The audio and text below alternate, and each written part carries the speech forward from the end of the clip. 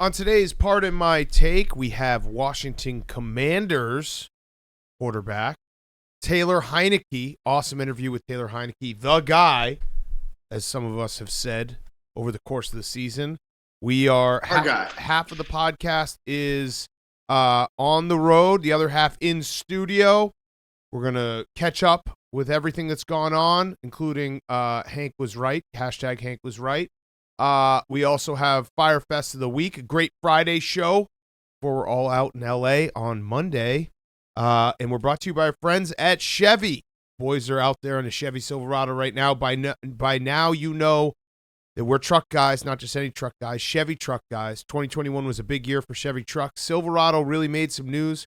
We're talking product news. The Silverado ZR2, Chevy's new flagship off-road truck, was introduced in September.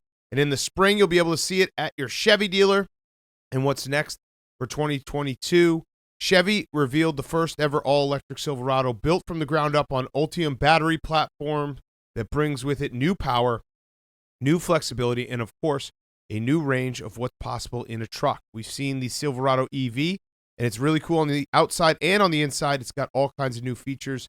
Just a lot of firsts for an EV truck, so go check it out right now, Chevy.com, Chevy Silverado. Head over to Chevy.com to learn more and reserve your Silverado EV today. Chevy is one of our favorite sponsors in the world. It is getting the guys safely to LA. Chevy.com, and go check out the new Silverado EV today. Okay, let's go. Welcome to Part in My Take, presented by Chevy. Go to Chevy.com, reserve your new Silverado EV today. Today is Friday, February 4th. Hashtag Hank was right. We got to give it to Hank. Hashtag Hank was right. Clap it up for Hank. He got his. Snaps for Hank. Since we've last recorded, Hank has gotten the full suck from Tom Brady, I would say. The full thing. He got the entire thing. Hank, you want to, how do you feel? You got a thank you personally. You got a video that he released today. Hank, you can now rest easy. You can die in peace. I'm a soldier. On his Instagram story, he someone put up a picture of the Brady for the Barstool Sports account. He said, "Soldiers for life." So I'm a soldier. Thank you, Tom. And then, like I said, the video's coming. It came, and I came. It was beautiful. It was a beautiful video. Beautiful, just a beautiful way to go out from Tom. Billy is so jealous that you're a soldier right now. So did you guys see the video? PFT and Billy. Billy and PFT are in Cincinnati right now. Yeah, we're in the mayor's office in Cincinnati. We just spoke with Mayor Pureval about the mayor's bet coming up. So we got a video coming out next week about that. Gave him some advice going into that. But we just finished a big hearty lunch at Skyline Chili. Billy's in full Billy mode right now. He was on his best behavior around the mayor for 99% of the time that we were here. He didn't really talk much. He was very respectful. We sat down to eat lunch, and Billy was like, Mr. Sir Mayor, thank you for having us. It was like super polite. And then as the mayor was getting up to leave, Billy goes, hey, I got a dumb question. And the mayor's like, okay. And Billy goes, do you have access to like the behind the scenes security footage of when they shot that kid, or they shot Harambe in the gorilla enclosure? And the mayor was like, what? I was like, Jesus, Billy. But it's what, we should have What was the expected. answer? Yeah, wait. He definitely does, right? Yeah, that's what I'm saying. Yeah, I actually. So, look, he said the city of Cincinnati is separate than the Cincinnati Zoo, and it's different. But I'm like, look, you're the mayor. If you wanted to, you could call up the police chief, who definitely has the footage, and check it out. Like, you're telling me that the police chief isn't just showing that to people? This is a hilarious moment where I understand, PFT, where you're coming from in terms of you were there and you had to live with Billy asking that question. And it probably was very awkward, but from afar, because we didn't have to deal with that awkwardness. Yeah, that question is actually I want the answer to it as well. Imagine if I didn't ask that question. No. Yeah, who could imagine a world where Billy didn't ask him that? I was right there, and I didn't ask the question. I'll be honest. Billy has been a pleasure to be around for most of this trip. There was a moment yesterday we were on the road, and he did look down at the speedometer, and he goes, oh, we're sneaky. This truck is sneaky going 100 miles an hour right now. He wasn't the one driving it. The truck was just going 100 miles per hour. And he's like, well, the truck carries the speed well. Like somebody who's big bone, got a big frame, but they wear their weight well. But he's been good. He drove like 11 hours, 13 hours total yesterday, actually. 11 hours. We got into Cincinnati. It's raining. It's sleeting. There's a lot of ice. We're going to try to make it to Memphis tonight. So we've been pretty busy, but I did have an opportunity to look at that Tom Brady video today, and I was just happy for Hank. I was happy that Hank got everything that he wanted out of his guy. It kind of almost feels though like you guys bullied Tom Brady into making this video. I mean, you know nothing about video editing, PFT, but you can't just whip something up like that in one day. It's just not how it works. Yeah, no, you're right. He only had one day to think about his time in Massachusetts. Well, no, but like if in your conspiracy theory that we bullied him into it, that would mean that he wasn't planning on doing it, and then we bullied him, and then he was like, I have to do this. Versus him planning it out the whole way before P-Boy ruined everything. Before P-Boy, yeah. And the conspiracy theory now, which actually is fucked up if this is how it went down, is that, and I don't know if we danced around it or said it explicitly, that some like PA or someone at ESPN saw the man in the arena and then told Schefter. So Schefter didn't even get it in real ways. He got it through like someone leaking it to him from the ESPN offices. ESPN lies. Are we just speculating on that? That's a new theory that I've seen. Verified? Yeah. I do have one last stat, by the way. Billy did a great job with the stats. This one made me laugh very hard, though. Tom Brady, he's second all time in receiving after turning 40 years old. Jerry Rice has 2,169 receiving yards after turning 40. Tom Brady has 6. Brett Favre has -2. And I'm pretty sure that Brett Favre caught the pass from himself. Yes. So yeah. So I mean, that record could be broken though if Fitzy plays another season, right? Yeah, if he catches a couple balls, or he could get on the list if he just catches a ball and goes even -3. He'd be number 4 on the list. One ball, yeah. That's an awesome stat though. I love that. I'm just happy for Hank really. When I saw the Instagram story, and Hank, he tagged you personally, right? Sure, kind of. Yeah. My name was in it. Ish. Yeah. Someone else might have Your tagged face me, was in it. and he reposted it. So on his story, my name was in it. So yeah, he tagged me. His stories. So we're officially we're at peace with Tom Brady.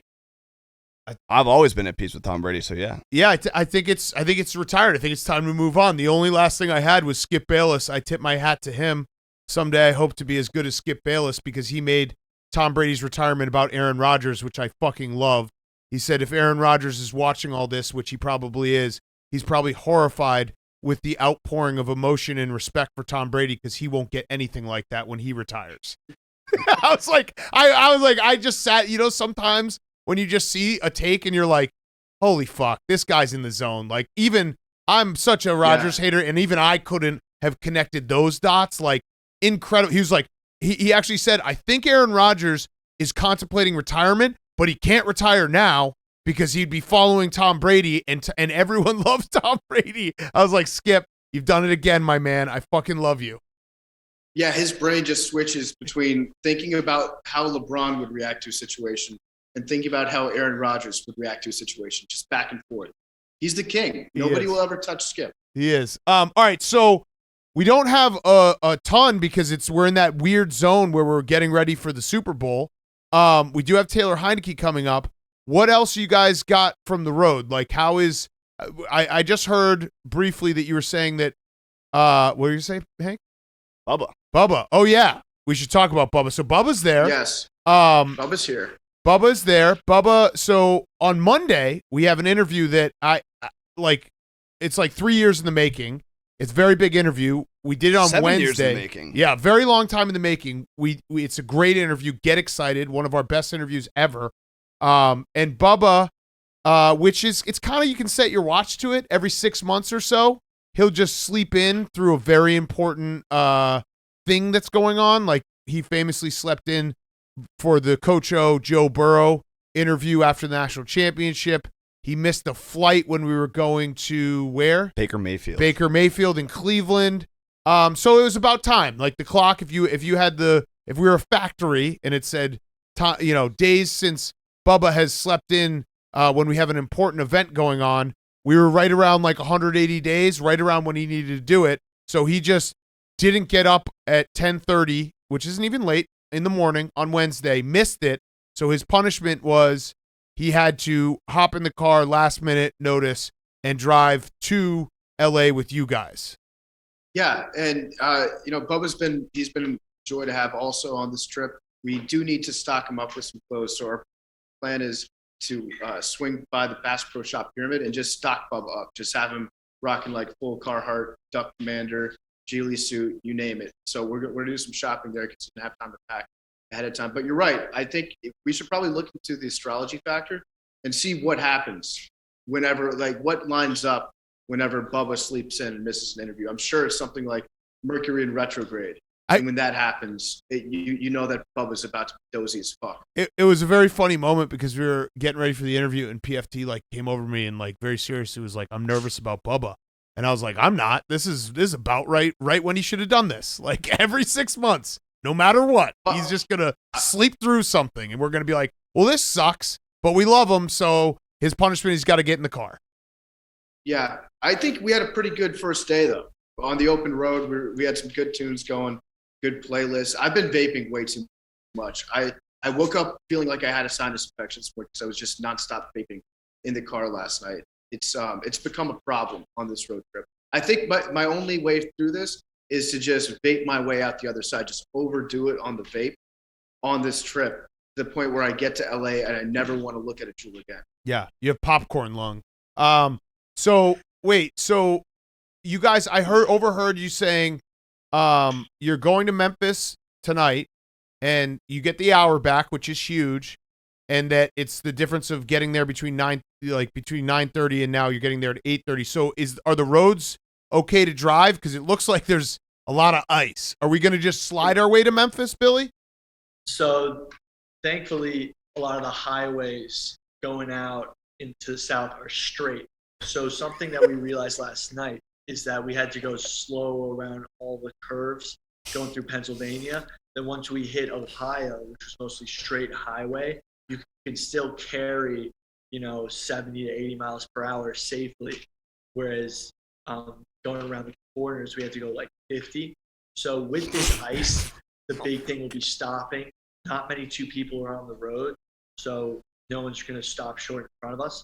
So as long as we just cruise, we're going to make awesome time. Okay, so Billy's never made the drive from Cincinnati to Memphis. I looked up. I'm sure we're going to be going through some hills and mountains. I don't think it's going to be just a straight line. No, but he's thinking it's going to be like New Mexico, where you just see an open road and drive straight. Once we get south of Kentucky, there's no ice. Right, but what I think what PFT is saying, and he's correct, is that Kentucky and Tennessee are not flat. Right, They're hills. the Appalachian Mountains are there. But the highway we take cuts right through. Cuts right through. I looked it up. It cuts straight. It's a straight line between here. DK Metcalf could get there in about 2 hours. You know what? I think you could probably, if you just hop in the car, like almost like a bobsled, you guys can just push it and not even hit the gas, and you'll be there. Like going straight downhill for 6-7 hours. Boom, you're there.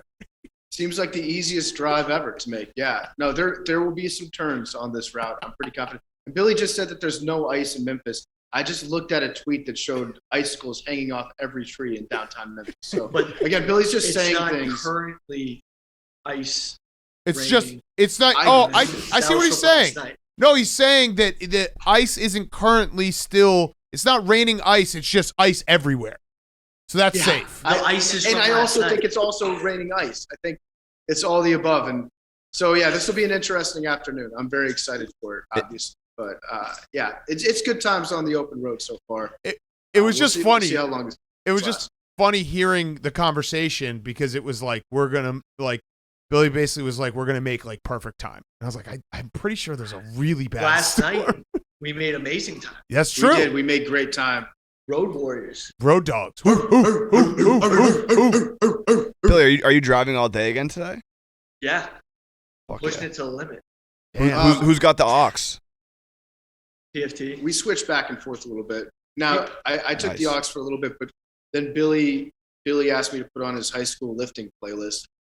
And I'm pretty sure that all of Billy's playlists are high school lifting playlists, but he had one in particular that he wanted me to rock out to. It was pretty good. Waka Yeah. Flocka was on there. We cruised into Cincinnati at the stroke of 3:15, listening to Pache 6'9". So yeah, it was wonderful. It was a wonderful little trip. Billy by 6'9". Yeah, there we go. Very Wait. good song. So, PFT, are you not driving at all?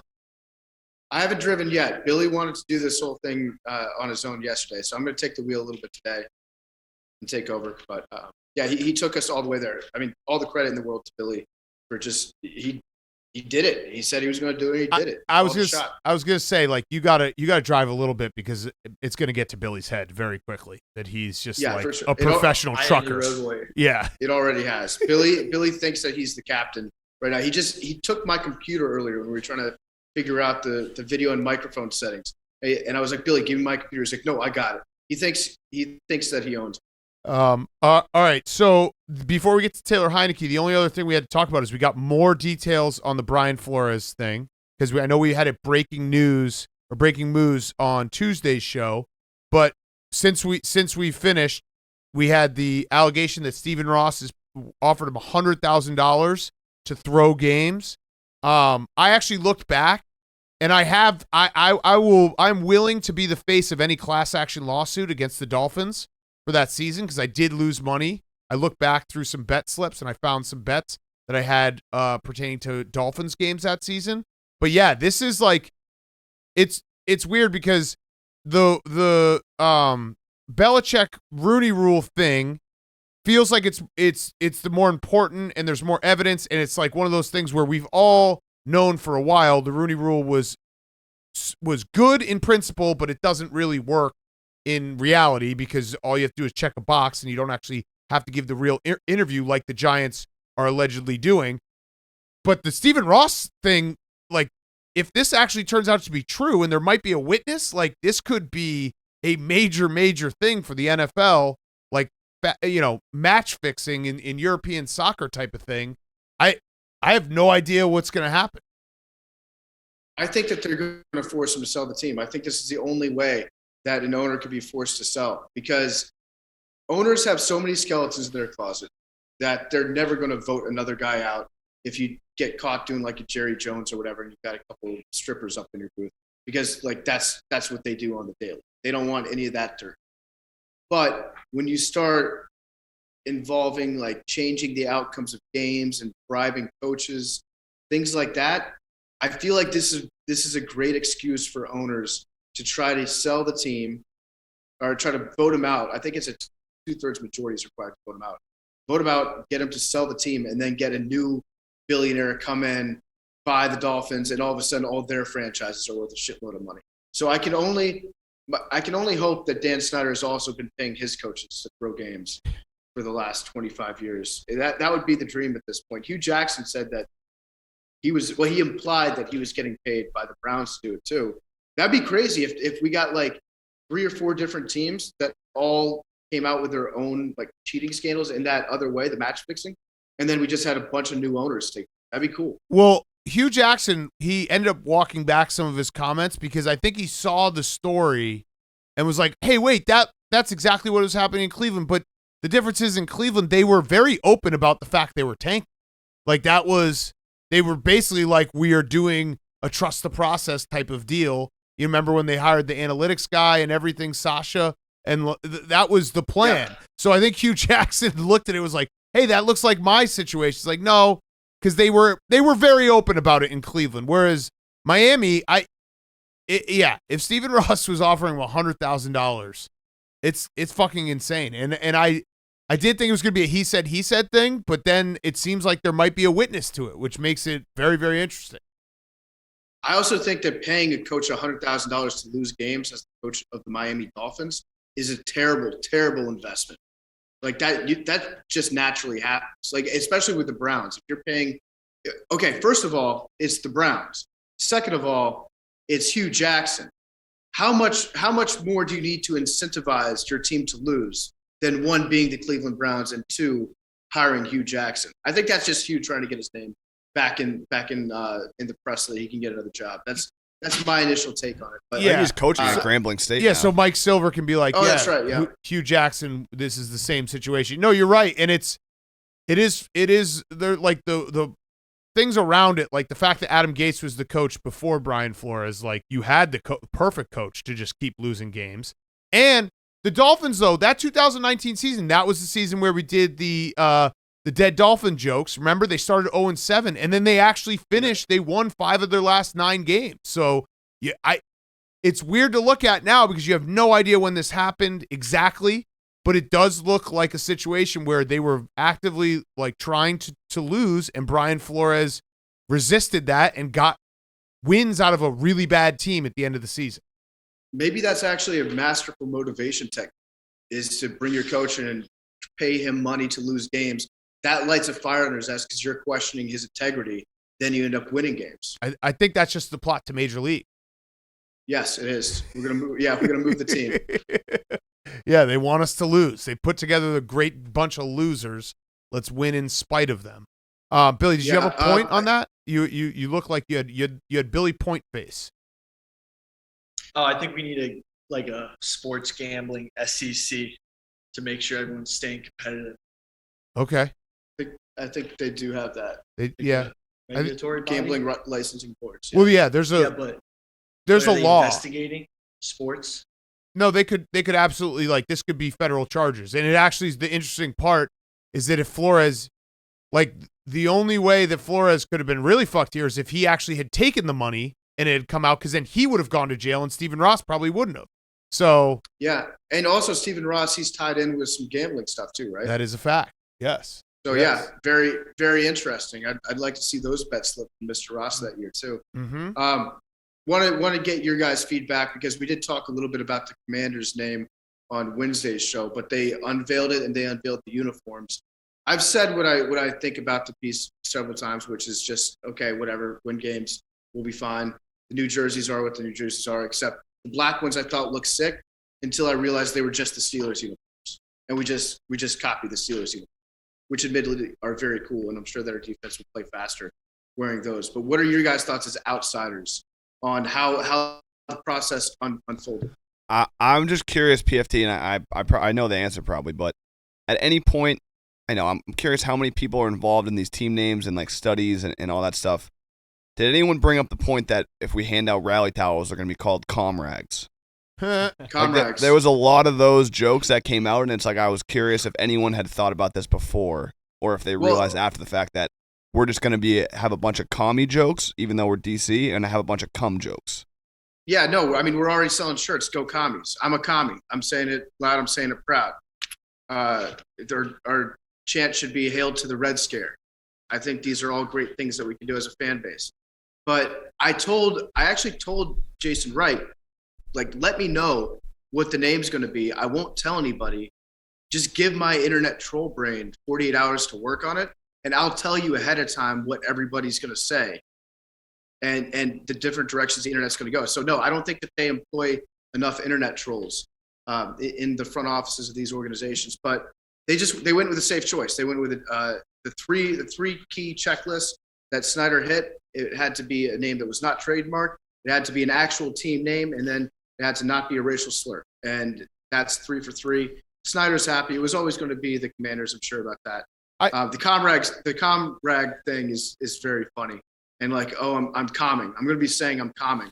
I'm calming all the time whenever we score touchdowns next year. So it was a little bit ham-fisted, but I don't think that there's a way that you can unveil a team name in this day and age without having it leak a little bit, in the 24 hours to 48 hours before. Because like Theismann's obviously going to get drunk and go on a radio show and say something. That's just Joe Theismann. Well, yeah, and the helicopter was very funny that they were able to spot it. I thought, I mean, the team name, I think I said it on Wednesday's show, but like people get mad about it for 24 hours. No one like will remember it, care. Then football will be back and we'll be like, who cares? You know what I mean? Like it's not going to be, I don't think it makes or breaks anything. Could Red Hogs have been better? Yeah, sure. But who cares? Like once football's on, I don't really care what the name of the team is. I'm going to be watching it, betting it, doing all that stuff. I did think that in the all-time troll move, Dan Snyder should have just unveiled the new logo, and it was just the Indians, and it was the old Cleveland Indians logo. And it was like, you guys asked me to change it. Here it is. That would have been very funny. it would have been great. I thought that the Bullets would have been a great name too. Yeah. That was such a cool name for the Washington Wizards. And so if they had just like taken Bullets from them, that would have been a great move by Dan Snyder. And when you look through the team nicknames in the NFL right now, there are a lot of ones that if you unveiled today, you'd be like, what the fuck is that? Like, can you imagine the Miami Dolphins being like, we're the Dolphins? Yeah. I think people would roast the shit out of the Dolphins. Yeah, that one kind of makes sense. Trying to think if The there's New York any Giants.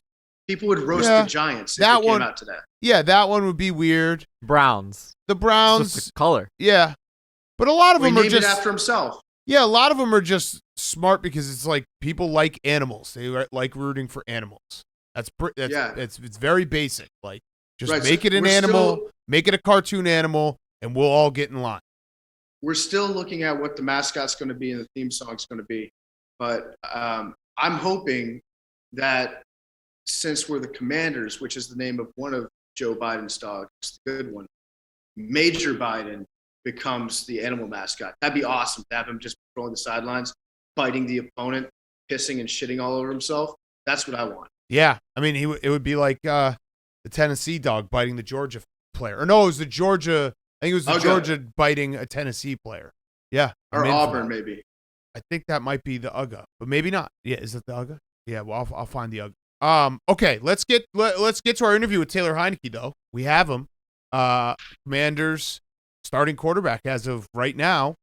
Before we do that, go to HelloFresh.com right now /PMT. Use code PMT16 for up to 16 free meals and 3 free gifts.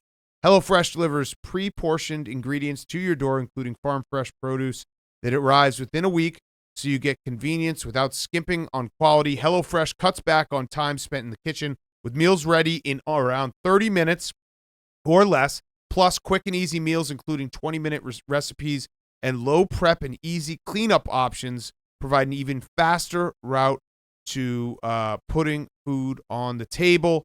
HelloFresh offers 50 menu and market items to choose from every week, including veggie, calorie smart, family-friendly, gourmet options, providing plenty of variety. Recipes like hibachi, sweet soy, bavette, steak, and shrimp. Bring restaurant-quality meals right to your kitchen.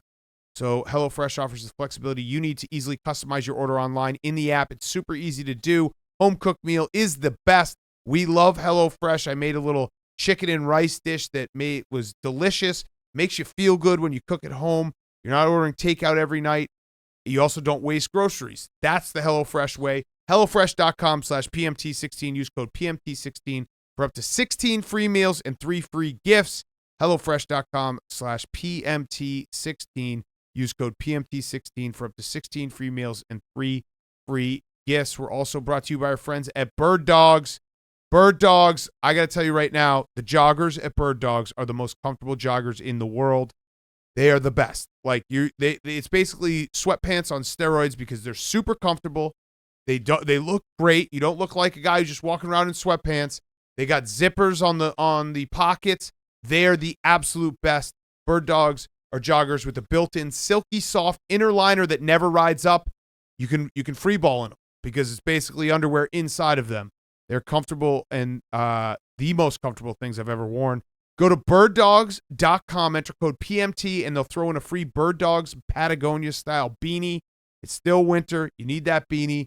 You need those Bird Dog joggers. They're perfect. I throw them on Friday afternoon when I get home, and they're on all weekend long. Go to birddogs.com, enter promo code PMT. They'll throw in a free Bird Dogs Patagonia style beanie. That's birddogs.com, promo code PMT, and boom, a free Bird Dogs Patagonia style beanie with your pair of Bird Dogs. You will not take these things off. I promise you. Birddogs.com. Put in promo code PMT. Okay, here he is, Taylor Heinicke. Okay, we now welcome on a very special guest, starting quarterback, Washington football team. It is Taylor Heinicke. He is here. I have to say this to start, promoting his Instagram. I mean, we got the note that was like, you don't have anything to promote. You just wanted to come on, hang out, and you have an Instagram. Follow Taylor Heinicke. That's some brand building right there. Yeah, I mean, it's pretty simple. Yeah. Just follow it up. What are we at right now? I want to see what the PMT bump is going to be, because I'm demanding actually that everybody that's listening to this episode goes to follow Taylor Heinicke. He's at 169,000 followers right now. We need new posts though. We gotta play ball here. We'll get you more followers, but you got to drop something hot for the people. I will. I mean, during the football season, it's all football, but now that we're out, get a little fun with it. Okay, good. So we'll demand that people follow Taylor Heinicke on Twitter. But yeah, we're very excited to have you on. On Instagram. You haven't tweeted since like 2015. I saw that. What's going on there? Well, if I'm not mistaken, back in 2017, I played on Christmas Day in Houston, and I got a lot of shit from you guys, Big Cat in particular, saying that Quavo should have been in there instead of me. Do you remember that? No. Wait, when was this? On Christmas Day. Christmas Day in 2017, we played the Steelers. Okay. And I remember I was only in there for like 10 snaps, I believe, and I got a concussion. And then wait, the articles I'm pretty sure started coming out saying that I was only slightly better than Quavo in high school.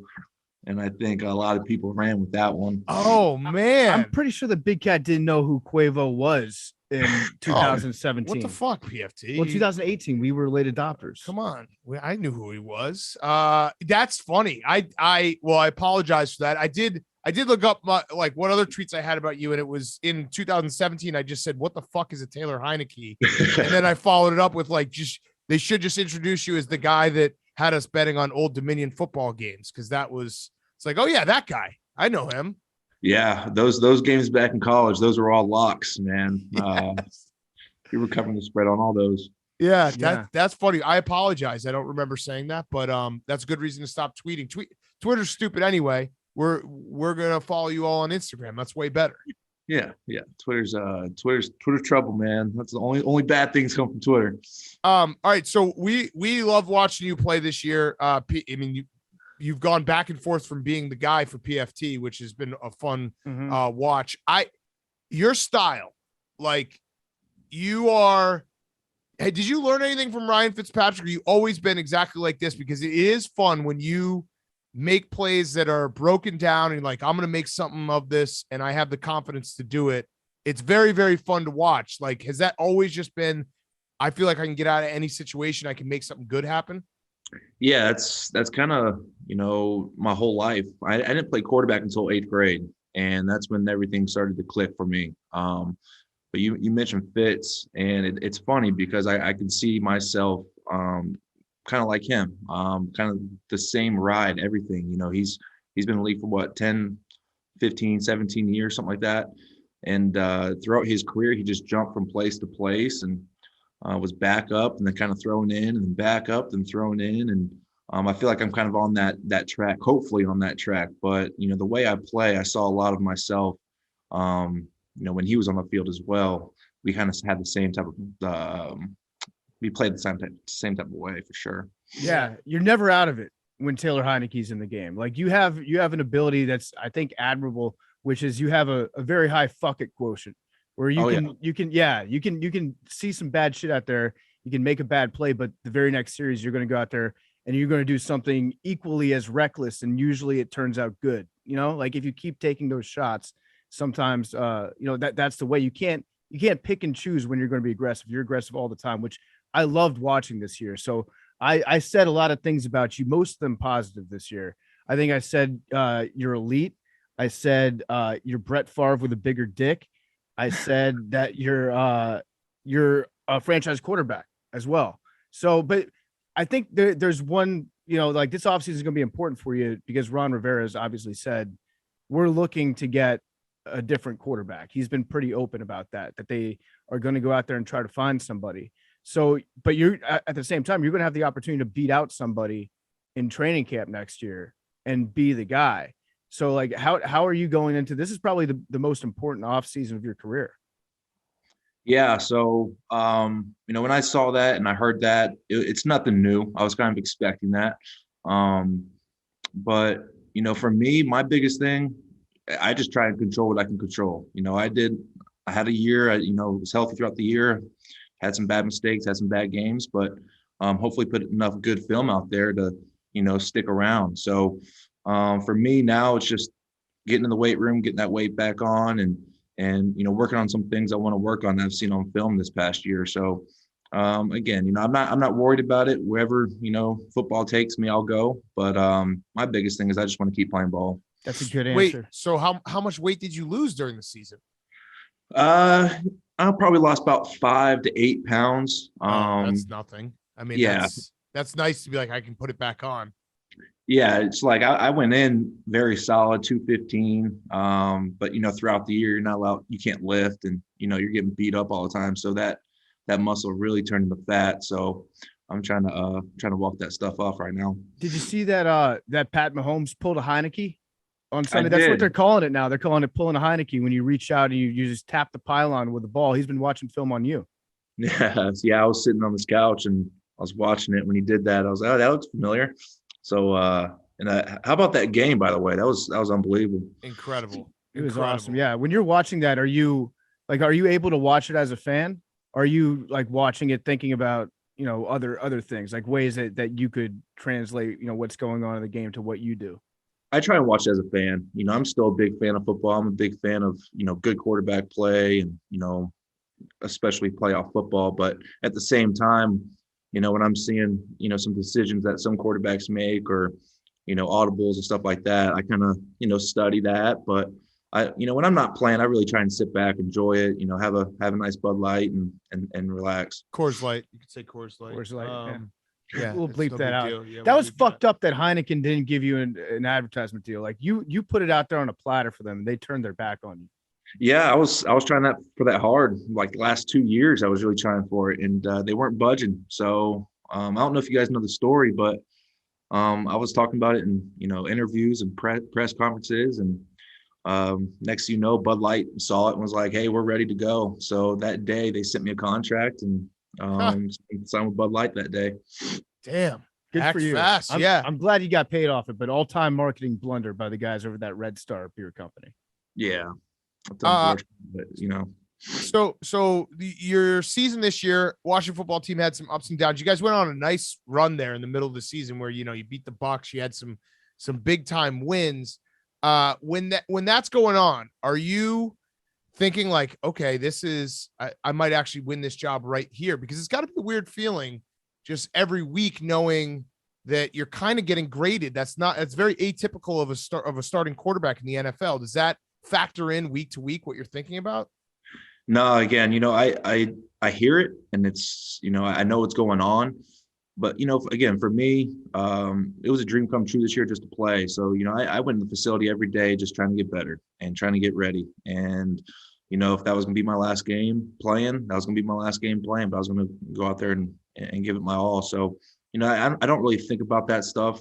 Again, I try and let my play take care of it all and not worry about it. So, for me this year, it worked out pretty well. We had a good run there. Like you said, we were 2-6 and we came back 6-6, and we just went through a lot of stuff, a lot of injuries, and then COVID hit us right when we went to the division games and off the field stuff with, family members, kind of, passing away and stuff like that. It was a crazy year. And for us to be in week 17, driving down the field in the last possession of the game to have a chance to go, win and possibly make the playoffs, it was pretty special. Yeah.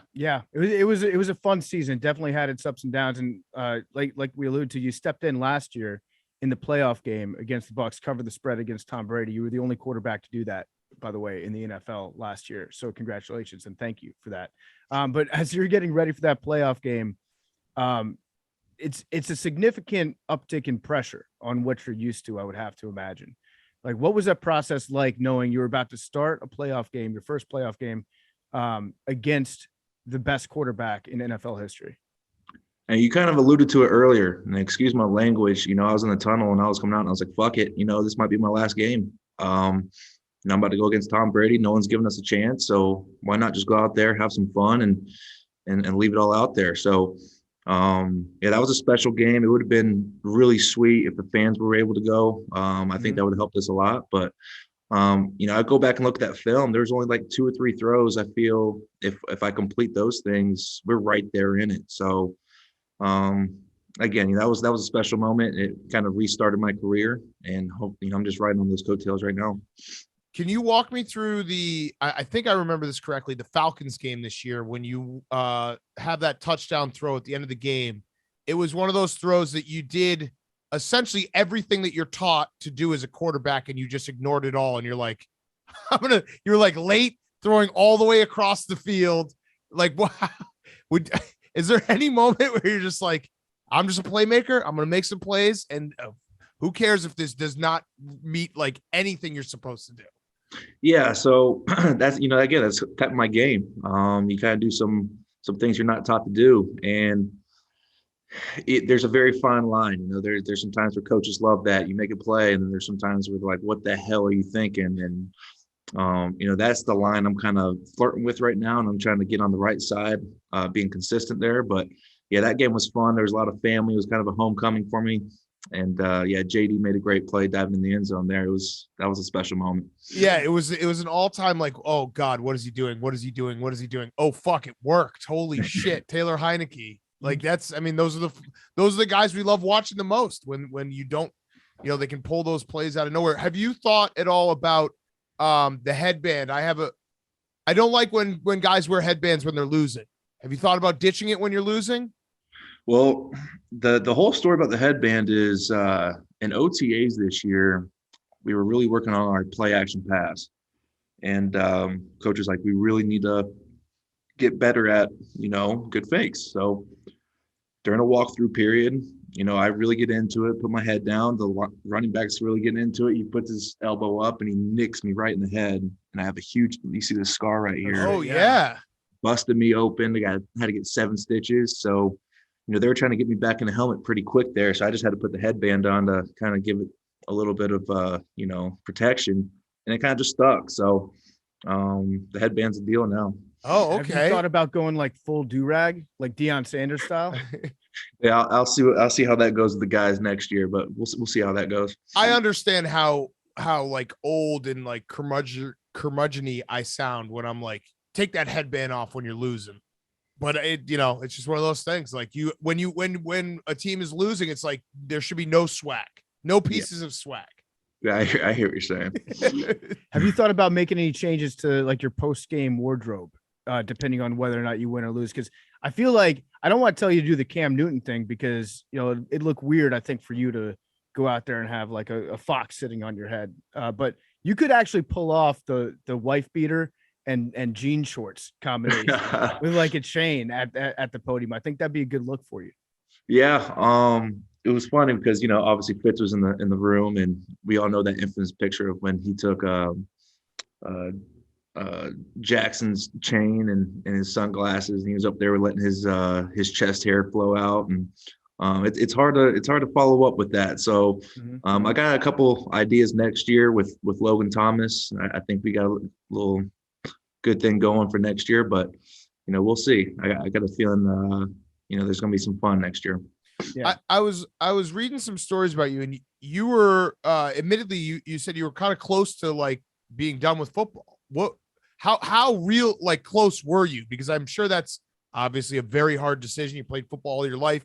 You've been on some NFL teams, XFL. Was it really like, oh man, if I don't get picked up here, it's over?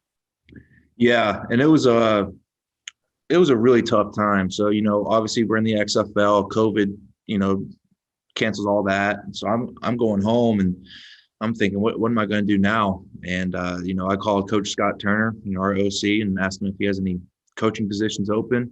So you got to go finish school first. So I came back down to Georgia, started taking online classes. I was living with my sister at the time, living on her couch, and sitting there just watching football. Maybe an injury happens, maybe some COVID stuff happens, maybe I'll get a call. And I think it was week 10 or 11, and I still haven't got a call. And I was like, you know what, I might have to start looking for that next chapter in life. And sure enough, that remember when Denver had all those quarterbacks go down and they had a receiver play? Blake Bortles, yeah. Yep, that's the only reason Washington called me up, just to get an emergency COVID quarterback, just in case that happened. Wow. So Blake Bortles kept you in football. Yeah, much. domino effect, like verbal meme. Blake Bortles being in a room with the other quarterbacks without a mask on. ... Taylor Heinicke covers in a playoff game against Tom Brady. I Yeah. love it. We're going to get back to Taylor in a second. Before we do, I want to talk to you guys about Sling TV. If you love watching live sports, but you're tired of the high prices, it's time to take control of the TV experience. It's time that you got Sling. Sling's the place where your favorite sports channels like ESPN, FS1, TNT, and more come together for less, and it's the cheapest way to watch college hoops, the NBA playoffs, F1 season, and a lot more. We also talk about whether or not it's time to cut cord. A lot of people put it off because they don't think they're going to be able to get live sports. If you're not, Sling is the easiest way to do it. Plus, you can watch past episodes of Part of My Take, The Yak, Stool Streams, and exclusive new Barstool content for free on the Barstool Sports channel exclusively on Sling. It's easy to set up, easy to use. There's no contracts, starting at just $35 a month. Sign up now. Try it absolutely free for 3 days. Whatever you're into, Sling's a place where you can find the live sports that you love all over the place. So go to sling.com/barstool to sign up now. Try it for free. Now, here's more Taylor Heinicke. Yeah, so it was wild, man. And then, obviously some things happened with Haskins and with Alex Smith, and there I am playing Brady in the playoffs. So yeah, it was a wild ride. That's awesome. Shout out Blake. We're friends with Scott Turner, and he I loved his quote about you when he was basically defending you. Like, listen, every time if Taylor has a bad game, people just are like, oh well, he shouldn't be here. And it's like that's not how it works. It doesn't go like game to game like that. Like, it's the body of work, and you can't just judge where he's from and where he ended up. He's a good player. So yeah, we love Scott. And that's an awesome story, man, that you then started pretty much the whole season this year. Yeah. And that was, and the big thing for me this past year was, the big question mark was, is he durable enough to get through a whole season? And I feel like I checked that box off this year, and that was huge for me. So yeah, we just got to keep it rolling now. Yeah. Counterpoint to that though, if you had gotten like next year, if you start the season and you play like 3 good games in a row, this reveals a lot about me and Big Cat's moral character, but we would fake like an injury to our non-throwing shoulder. Yeah. And then hit the free agent market, cash in big time. Like that's just something to think about. I want you to win football games, and I want the football team to win, but just something for you to, just keep in the back of your mind if appropriate. Yeah. I'll remember that. Yeah. So the durability thing, I also read a story that you sometimes at the gym will get like people are like, oh, introduced as a NFL quarterback, and guys are like, no way, he's too small. Is there something that you do then to like exercise or anything where it's like, look at this? Because that's kind of a cool, almost like a pool shark moment, where it's like, oh, we don't think this guy can play in the NFL, and then you do a workout or lift or something. It's like, oh fuck, we totally underestimated him. Yeah. So I don't know if you guys followed. My trainer's name is Joel Seidman, and he does a lot of different crazy, wacky stuff. So yeah, it's funny because a lot of the guys that don't think I'm an NFL quarterback are high school kids. Like, you're not an NFL quarterback, and you're just talking shit. And, so then we'll start working out, and we start doing this crazy stuff that they can't do, that I've been doing for 5-6 years.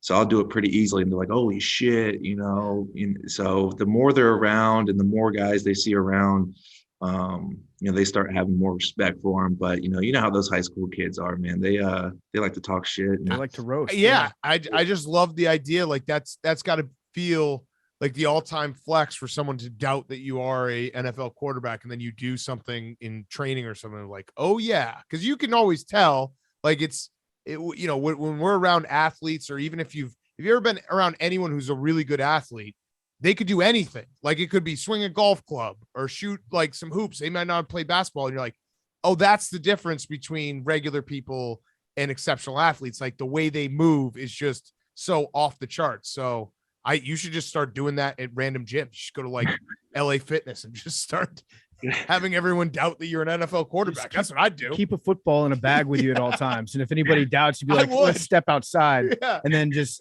walk out in the parking lot and just throw the football as far as you can.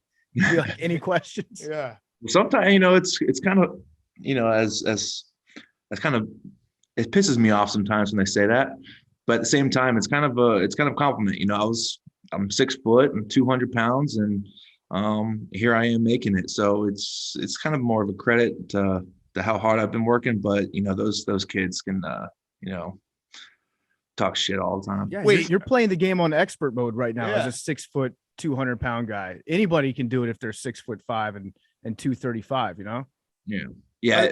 I was watching Josh Allen play and being 6'4", 240, and he's running over DBs and just throwing the ball 80 yards down the field. I'm like, man, if I wish I could do that. Be nice. Yeah. Are you sure you're 6 feet? Oh, come on now. I usually say 6'1", so. Oh, because I wouldn't have guessed. If you said 6'1", I would have been like, oh, he's probably 6 feet. So are you sure you're 6 feet? I think 6 foot half inch, so in between. Okay. Definitely 6 foot. How much? Definitely. You just looked up. What was that? Who'd you look up at? TV. How much do you bench?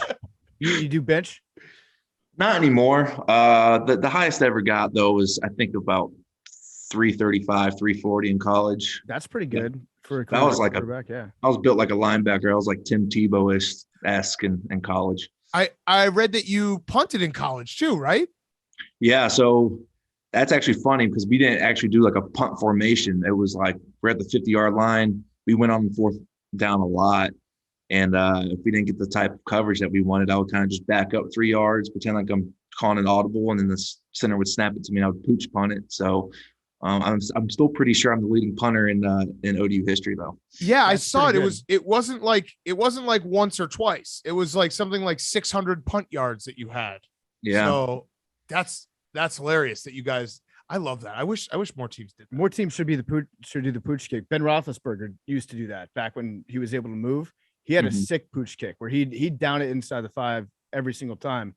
You talked about ODU. Some call it the Harvard of Southeastern Virginia. And then it's you from ODU. I'm a CAA guy myself too. So like I'm James Madison used to kick our ass all the time. And then you're sharing a locker room with Fitzy, obviously the Harvard guy in the NFL.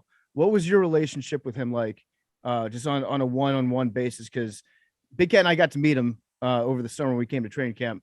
He's just like a bro, just like a cool guy, down to earth. So what was your relationship like? Was he helping you as like, a mentor of sorts, or was it just more like two guys that were, forming a friendship?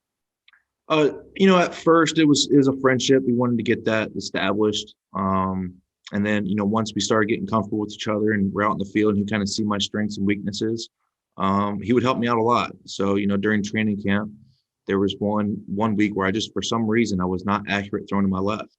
And, he's like, I've had this problem in the past, this is what I did to fix it. And it helped tremendously. So, every time he saw something that I needed to work on, he would kind of give me his take on it. And most of the time it worked out great. So it was unfortunate that he got hurt in that first week. It was a pretty bad injury, especially at that age. And he wasn't around too much because he was getting a lot of treatment. But when he could come around, he was around. He was helping us. So he's going to be sorely missed. Yeah. Yeah. We love Ryan Fitzpatrick. What should we call you? I know that we should call you like when you were on the Vikings, you were a Viking. When you were on the Battlehawks, you were a Battlehawk. Are you a football team? What do you refer to yourself as? Well, we'll figure out here in a week. That's right. Yeah. Yeah. I actually saw, so not to brag, Michael Wilbon name drop. I text back and forth with Jason Wright sometimes. And he told me that the name is going to be Red Hogs. That'd be kind of cool. Red Hogs would Have be you cool. heard that? I haven't. I've heard of one other that I'm pretty positive it is, but I will. Well, Okay, so that was a test because he actually didn't tell me that. Well, I was so you've eliminated Red Hogs. I not to brag, but I text back and forth with Dan Snyder, and he said it was going to be Red Hawks. Did you like that? I like that. Oh, I text back and forth with Tanya Snyder, who, as you know, is the owner of the team. Dan Snyder's no longer. He's off doing his own thing. And she said that it was Red Tails. Yeah, it's Red Tails. Tails. Be cool too. It's yeah, Red Tails. Be cool too. I can tell by the look. I like Red Tails. Hail to the I Red will Tails. say some of the guys on the team saw the uniforms and they said they're super clean, very good looking, and a lot of people are going to be pretty pumped about it. So the unis are going to be nice. Wait, so some people on the team saw the uniforms. They didn't show you the uniforms? No, I think only like 2 or 3 guys, the top franchise guys. You got John Allen, Terry McLaurin, Chase Young. Those three got to see it all, and they got to know the name and had some input on it. But, they've been doing a good job of keeping their mouth shut about it all. You brought up Terry. I think that Terry McLaurin is easily a top 10 receiver in the NFL. Some of the catches that he was making this year were just unreal. The guy doesn't drop balls. It's insane. How much easier does he make it? You can do the thing where I know you like to point down the field a lot. Like when you're scrambling around, you like to do the point, and it's the fuck it. Terry's down there somewhere, and you air it out, and you just know he's going to come down with it. How awesome is it just to throw him footballs? Yeah, he's a special talent, and I wanted to give him the ball more this year. Obviously he was our best player, but again, defenses are good too, and they got game plans. But it's cool when you get the ball in his hands and to see what he can do with it. It's really special. You can throw him a 5-yard stick route, and he can make it into a 40-yard gain. So, when you got a guy like that, you try to give him the ball as much as possible and let him do his thing. You always hear about like top tier receivers like that, always thinking that they're open, always demanding the ball. But Terry, his personality, he feels like he's more laid back, but I don't know. You know him a lot better than I do. Does he have that mode that he gets into where he's ultra competitive and he's like, give me the ball every play? He's a very competitive guy, but he's never going to say that. And, his character is huge. Let's be real, receivers and DBs are usually the divas of the team, right? They want the ball, they want attention, stuff like that. But Terry's not like that at all. And it's huge for us because he's our best player. So when you have your best player like that, it just trickles down to everybody, and no one else can be like that. So he's a great leader for us. He's a great player. And again, hopefully he just keeps doing his thing. I had one last question, and this one kind of sucks, but I'm always curious about this. The game against the Cowboys. What gets said in the locker room after that? Is it just like, well, that sucked? Like, what do you even, that sucked. Yeah. There's not much to say after games like that. The biggest thing that we had to realize is, that's kind of like life, things are going well. It's a roller coaster. And next, you get punched in the mouth and things aren't working well for you. You just got to keep getting up and fighting. And, for us, we got our asses whooped by them twice this year. But we didn't let that affect the next game, which I think is the biggest thing. So, we kind of just try to rub it off as quickly as possible and go on to the next opponent. I think that's where I would fail as a teammate, because I would definitely try to make a joke right after the game, and people would be like, what the hell, dude? Like, I wouldn't play. I'd be on the bench, and then I'd just be like, man, we were so close, one play away, or something like that. And everyone like, are you serious, dude? Yeah, the thing that helped us kind of cope over it pretty quickly was those Dallas equipment guys that were helping, get all the jerseys and stuff situated. They knew where the beer was, so they were handing out 6 packs of beer to people. So we weren't too mad after the game. Yeah, that's smart. A part of me almost thinks like if you're gonna get beat, you might as well get your ass kicked, because you can burn the film and be like, listen, there's really not a lot that we can learn from this. Whereas if you lose, in a heartbreaking fashion on the last play, that tends to linger. That tends to stick around a little bit longer. Absolutely. Yeah, you hit on the head right there. When you have a game like that, you kind of come in on a Monday and you're just like, there's no reason to watch this film. We just got our asses whooped. Let's just move on and forget about it. So, and I think we did that. We went out to Philly and we almost beat them at home, and unfortunately we didn't. But I'm proud of the guys. They did a good job of handling all that stuff. Yeah. I had one last question, actually. I think PFT has one after me, but are you still tight with the Old Dominion football program? I am. The head coach and the coaching staff, when I was there, isn't there anymore. It's a new guy. But I've met him a couple times, went to dinner, had a couple drinks with him, and he's a young, very energized guy. And hell, his first year playing, they went 6-6 and went to a bowl game. So it's huge for them. The future looks bright. So about that bowl game, real quick, what happened with that guy who just let up and got the ball knocked out of his hand going into the end zone? You know the play against Tulsa. I had Old Dominion +8. It was 23-10 or something. And they get a perfect pass. He's running in the end zone. He just lets up with like 3 yards left. Boom, stripped, touchback, game over. I did not see that. Well, tighten it up. That's all. I'm never going to get to talk to anyone else who's Old Dominion. So I want you to send that message All to right, fundamentals, I got you. That one's going to stick with me. Like when people say, unfortunately for you, like gamblers' brains, like Taylor Heinicke will not be the first thought of Old Dominion. It'll be that play for people. So was that part of a parlay? Was it straight up? No, What'd you straight do up. there? I loved them. They had a great year. They started really bad, right? And they were really good down the stretch. I thought they were playing Tulsa, like those type of teams. Always Old Dominion being in a bowl game, super exciting. I love them. I love their style and everything. And then they totally let me down. So Yeah, fire we were that coach. 1-6 to start, won 5 straight. So I thought, yeah, I was feeling good about them too. Yeah. My last question is, I know that you're a fan of Bussin' with the Boys, Will Compton, our coworker. Mhm. Do you think it was a coincidence that the Raiders waited to sign Will Compton until after you went there to kick their ass? Yeah, not a big fan of his, and it would have been cool if he was on the team, so I got to meet him. I'm trying to get on that bus and talk to those guys, but We'll get you I on the know- bus. Just a tip when you go on the bus, like maybe like wear a mesh jersey or something, because they do not have any air conditioning. They try to sweat you out. They try to kill you on that bus that's what it looks like on their Instagram clips. Those guys are sweating bullets out there. every Mhm. time. There's like a sauna on that It's thing. crazy. And how long are those shows usually go for? They had me trapped in there for like 2 hours. Oh my God, Yeah. I think he was trying to kill me for real. we might have to go old jolly and take the shirt off. Just chill. Yes. Yeah. No, it's like a Yes. sweat lodge in there. Taylor Luan just like lights a bonfire in the middle and starts burning incense, and he Yeah. just waits you out. He knows that he can last longer. Now that we're done recording, we actually stopped the tape. What's the name going to be? I can't tell y'all. You guys are gamblers, man. Come on. Oh, I'm not that's going to true. say anything. I just Shit. want to know. I want to know. I don't want to find All right, out I'll in give you Good a Morning hint. America. I'll give Okay. you a hint, and you guys can go from there. It starts with a C. Oh, it's the Commanders.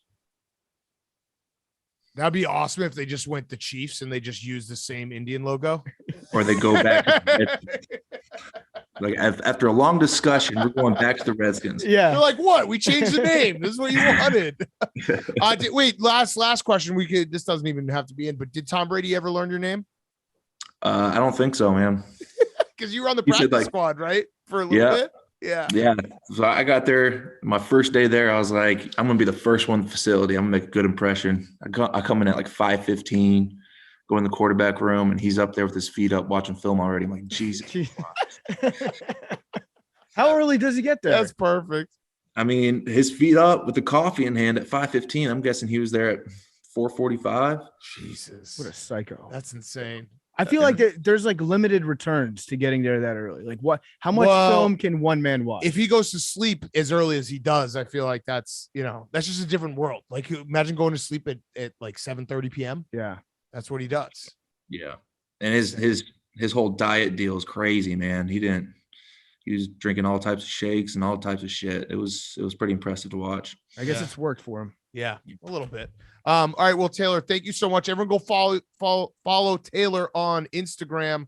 We appreciate it, man. Best of luck. And what's the team name? The Washington Commanders. Commanders. That's what I'm guessing from this. Or the Chiefs. Is that with an O or a U?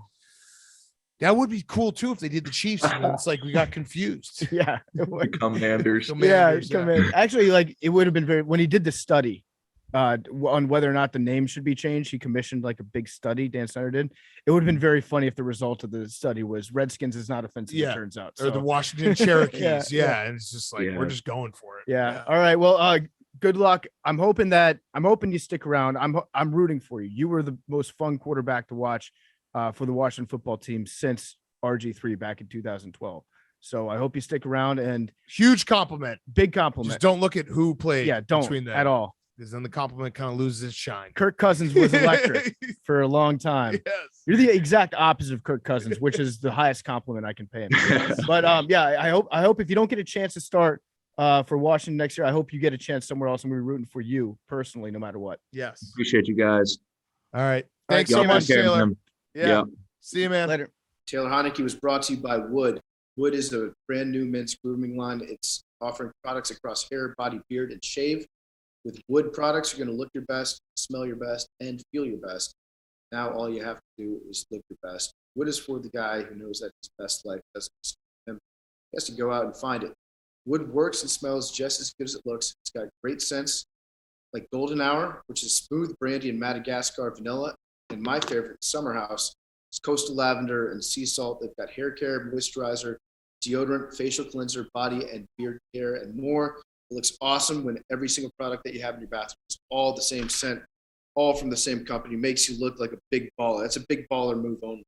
And you can do that with Wood, and you won't break the bank because all their products are $15 less. So go to Wood at getwood.com. That's GETWOULD.com,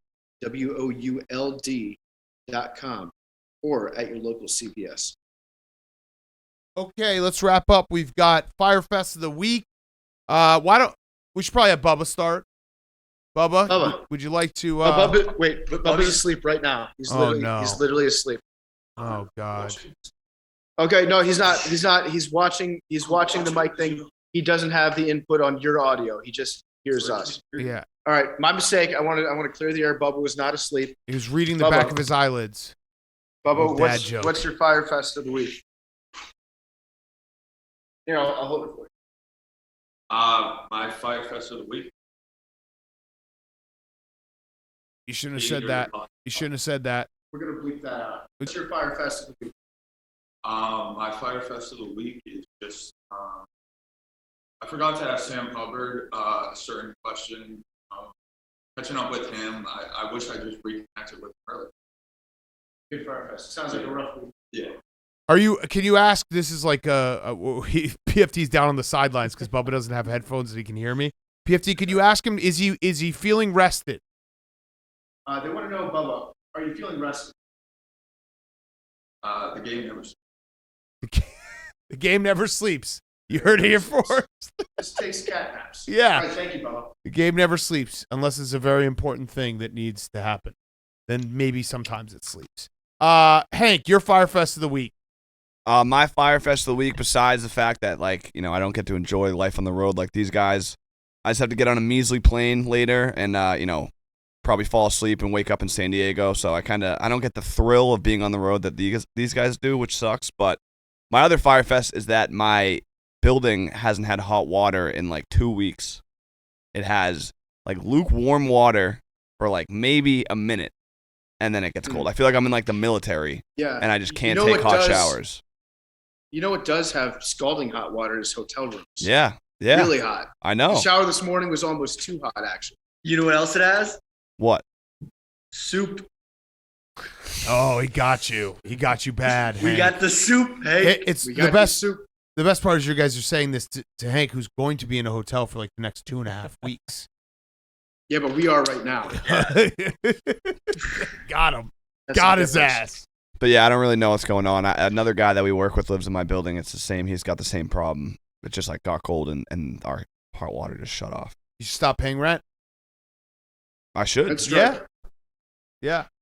All right, PFT, your Firefest. My Firefest of the week is pretty self-explanatory. We're about to get into a car right now after all having eaten Skyline chili for lunch and drive for 7 hours. We do need to pick up some Skyline chili on the road, though. So I don't know, because we're going to be flying. I want to bring some Skyline chili to Los Angeles, and I want to have it ready on ice if the Bengals win. But we're not going to be in LA. We're going to have to fly to Louisiana on Super Bowl Sunday. So I don't know if I'm going to be allowed to fly with Skyline chili because I don't know if it's considered a liquid or a solid. I think you'll be okay from LA to Louisiana. Because we're flying private. Oh, okay, nice. You knew that. Great. You did know that. I had forgotten actually. Yeah. But the Skyline chili in the stomachs on the road, that's going to be. It will definitely test the strength of our friendship and of our unit. Because so far so good, but you're really going to get to learn a lot about each other in the next couple hours here. Fortunately, I did stock up on Axe body spray, not for me but for the car. So hopefully that'll just overpower any sort of the Skyline residue. What number did you get? Isn't Skyline a numbers place? Yeah, we got a three-way today and a bunch of conies. And Billy likes Skyline. Skyline is actually fire. Of So course to he be does. honest, didn't have Skyline from Cincinnati before. I had it from the cans, and I didn't really like it. Got some fresh Skyline. It's absolute gas. It kind of tastes like Mediterranean Literally. food. I Like the chili gives off like Like hummus. what's it called? Hero vibe. PFT, you say that like it's a shock. Like Billy, we've seen Billy cook. We know his palate. That's true. He just dumps beer on everything. Like we've seen this man eat. We've seen this man cook. Like you could give him anything and he'd be like, it's low key gas. If it's free, Billy, like for everyone at home, when we order food on like Sunday nights, Billy will be like, yo, throw a couple extra, and then he'll walk out with like all the leftovers. Like Billy, if free food is on the table, it's gas for Billy. Literally. He has a garbage disposal. Yeah. Yes. It is very good. Right. Right. That's just my 2 cents on it. But yeah, that was my Fire Fest. Just being in a truck with a bunch of guys that are slamming chili for lunch. It's going to be a long day. PFT, can you get a few cans for me as well? Because I did say, I think I tweeted maybe during the Raiders game that if the Bengals win the Super Bowl, I will bathe in Skyline chili. So Yeah. I need I'm probably like 3 cans. I was thinking I'd just get a bath and I'd put the Skyline chili in the bath and just take a bath with Skyline chili. So can you just get me a few cans? Yeah, for sure. I'm going to stock up because I'm planning on chugging a bunch of it. I'm maybe doing some beer bongs, Skyline chili. Listen, I think America's rooting for the Cincinnati Bengals, so we got to get behind that. We should note, by the way, because we do keep saying America's rooting for the Cincinnati Bengals, and I have people correcting me. America's rooting for the Cincinnati Bengals, except whatever, like a few people in LA, all of Detroit. And then the AFC North, we don't give enough credit, like how much all these teams hate each other. So, like, people have said, yo, I'm a Steelers fan. I am not rooting for the Bengals. So, also the cities of Baltimore, Cleveland, and Pittsburgh are not rooting for the Bengals. So I kind of feel like there's a couple people in St. Louis rooting for the Rams. A few. Probably as many people in St. Louis as in all of LA. Yeah. Yeah. Listen, we are the biggest pro St. Louis sports podcast in the world. Fact. And I think I speak for all St. Louisians when I say go Rams. St. Lunatics. We miss you. St. Lunatics is what you're looking at. That's their Shout out proper name. Nelly. Yeah. All right, my Firefest is Seamless changed the color of their app, and it's fucked me up really bad. So that's it. Pretty simple. Pretty easy. Oh, you just updated it. It's orange now. Yeah, I just updated it, and I keep scrolling past it, being like, where the fuck is the Seamless app? And then I get back to it. I'm like, oh, there it is.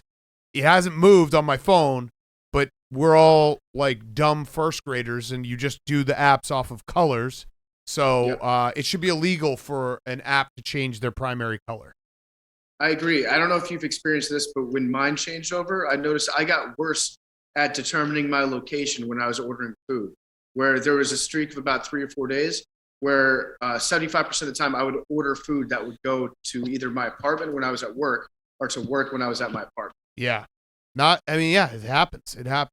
Also, throws you off. other brands that have done it. Instagram had a huge change. They used to have the brown camera. Let me see. Oh, yeah, I remember then Facebook bought them. Yep. That's a big one. You just shouldn't be able to do that. You got to keep the same colors. Also, my Firefest is the ACC refs are fucking bullshit. ACC's rigged. I'm going to get an investigation. What they did to Louisville on Tuesday night will not stand. So I stand with Louisville and all the people who are angry about that game. We're going to throw it in the class action lawsuit with Brian Flores. It's going to be a whole fucking thing. It'd be great if we just had like a class action lawsuit just for gamblers that are they're just mad that they lost the bet. Like, have you lost a bet that you're mad about in 2021 or 2022? Okay, join this class action lawsuit. There's really no specific thing that we're suing for. We're just getting our frustration out because it feels like you're doing Antonio something. Brown, you're on notice. Yeah. All right, Billy, your Firefest. Then we'll wrap up with Jake's.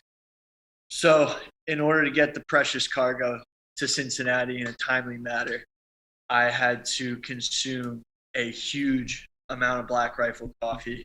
And after getting into Cincinnati at 3 a.m., after making great time, I could not fall asleep till about 5. And in that time, I wrote a blog, was productive, but now I'm in absolute shambles. I had a great supplement mixture to stay alert during the drive, L-theanine and lion's mane mushroom. That combined with mass amounts of caffeine in the Black Rifle coffee made me absolutely locked in for the drive. Highly recommend it. It also turned him into like a junkyard meth. Yeah. Right. So you can see what we're starting to deal with today. I'm eager to read what Billy's blog would have been. He didn't post it. He just got in at 3:30 in the morning after drinking probably like 4 Black Rifle coffees and doing all these supplements, and then drinking 2 Coors Lights, and then just blogged something. I'm curious to know if it even resembles English, because he's like embarrassed to publish it. Honestly, I think my grammar is better than normal. Oh wow. Nice. One funny thing then- that oh, sorry, keep going. No, it's totally unrelated. So, Okay, go ahead. well, when I asked the mayor if he had access to the Harambe death tapes, he looked at me, and I realized in that moment that I really live in a totally different world than most of America. Because he was like, he looked at me like, what kind of sick person was to see a gorilla gunned down Oh, listen. on video? I mean, we all do, so you shouldn't feel bad about that, Billy. I had the same moment, but it was for a different reason. Because we've had, like, with this Brian Flores stuff, we've had different people releasing statements. Like John Elway just released one. Stephen Ross released a statement, and memes has forever corrupted my brain, because Stephen Ross's statement is, with regards to the allegations being made by Brian Flores, I'm a man of honor and integrity and cannot let them stand without responding. And I'm just waiting for the Castellanos part to get there. And it didn't show up. And I was like, wait, what the fuck? So memes has completely broken my brain. Anytime there's any apology, after the second sentence, I'm just like, okay, so where's the joke? I don't want to. We kind of glossed over a little bit of the Rooney Rule stuff that's going on with Flores, but I think Big Cat's right in that it hasn't worked. You can look at the numbers of black head coaches in the NFL, and it hasn't improved since it was put in, because there are all these sham interviews. But I did actually, because we make fun of him a lot, I wanted to give credit to Bruce Arians for being like a guy that I think we need more of, guys who will hire minorities and then proactively be like, hey, you have to interview this guy. You have to give him a shot. He's been very good at doing that. I think that's really the only way, is to just have more people that aren't just like in the old boys club being, able to be good people. Yeah, advocate for it. And yeah, it is. It's one of those rules that in principle seemed good, but it's been 20 years now, so they have to revisit it and try to figure out a way to actually make it work, because it's not. Jake, your Firefest to wrap us up. Yes. So last week I dropped off my suit at the dry cleaners. Well, in the lobby for the dry cleaners to pick up. On Friday, they said it'd be back Saturday. Saturday, the snowstorm happened, so I figured they had closed. Monday, hadn't heard back from them, and it turns out they just never picked it up.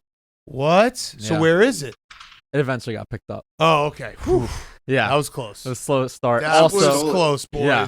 Holy There's shit. a very well-dressed thief running around Manhattan. yes. Also, a mini Firefest is I reached out to Urban Meyer for comment on the Sam Hubbard story that I'm starting, and he hasn't responded yet. Oh. Yeah, not Herbs. expecting. to He's hear probably back. got his hands full. Maybe like call like a Columbus area like TGI Fridays. See if they've seen him. Working on it. Yeah. Like, Yeah. hey, is Urban there? So stay tuned for that next week. You should honeypot him. We should find someone who can go like wherever Urban's at. Like, imagine if we just sent like an attractive young woman, and then he started doing his finger in the butthole thing, and then she just like whispered sweetly into his ear, "Hey, is it true that you found Sam Hubbard at Muller High School and he was just a lax player? Care to comment?" Yeah, I like that idea. Jake, if you want to do it remotely, though, you should just use one of those face app things where you turn your face into a chick Yeah. and you call yourself, I don't know, like Cake Marsh or something like that. Mhm. Mhm. And you email him and he can see your avatar, and then he'll probably be more likely to respond to you. Yeah. All right. All these things could work. What are you gonna say, Hank? One other quick road trip funny anecdote. I came in the studio today and was looking around, and I noticed that the barbell was gone, and I was like, who the fuck would take the barbell out of our studio? Like, that's a crazy move. And then I realized that Billy took the barbell in the truck. Right. The big ass. He'll be working out all trip. It's basically it's bringing your sneakers on the road to work out in the hotel gym on steroids. He's literally bringing the hotel gym with him. No, Billy's going to actually do it, though. I have confidence. And he also brought 245s and 225-pound plates, and it's in the truck bed, which, as Billy pointed out, is very huge. good for traction when driving over ice. Yeah, weighs it down. That's huge. How's it going to get? I mean, there's no way we're going to see that again. The barbell Yeah. and weights. Yeah. Well, You the didn't think truck's about getting coming shipped back. Right. That moment that you saw to right New York there City? on Billy's face. Wait, Billy, was where's it the getting look of a shipped man back that- to? Yeah. That did not think about the return trip. No, there's no way he thought about it. He thought that it was just gonna like magically appear back in the studio. Like the truck's coming back, but do you know where it's going? It's not coming. They're not gonna drop it out like on 7th Avenue. It's like, hey, the truck's back. I might drive the truck back. Okay, you should. Yeah. There Yeah, you that's go. what we planned this whole time. Yeah, So I welcome that. That's actually a good idea. That's a good use of your time. Just put a That'll be GoPro. Billy's job. Yeah, That'll be Billy's job from now on, is just driving aimlessly around the country. Put a checking in with us from the road. put a GoPro on it, and we'll just fucking send you on your way. I actually think that's actually a great idea. All right, numbers, and then we'll see everyone on Sunday night. Be in LA. 17. 34, 40. 56. Let's go 21. 9. Bubba, is he sleeping? Memes has 3. No, Bubba's Dylan, been you wanna awake pick a this number? entire time. What number? 10 for 6. Dylan. What says 6? Steve throwing in 68. 4. Steve's Oh. the biggest loser because 68. we're over. Third time. 68. 68. What? Yeah. 68. The bad omen. Silverback gorillas are alpha. Love you guys.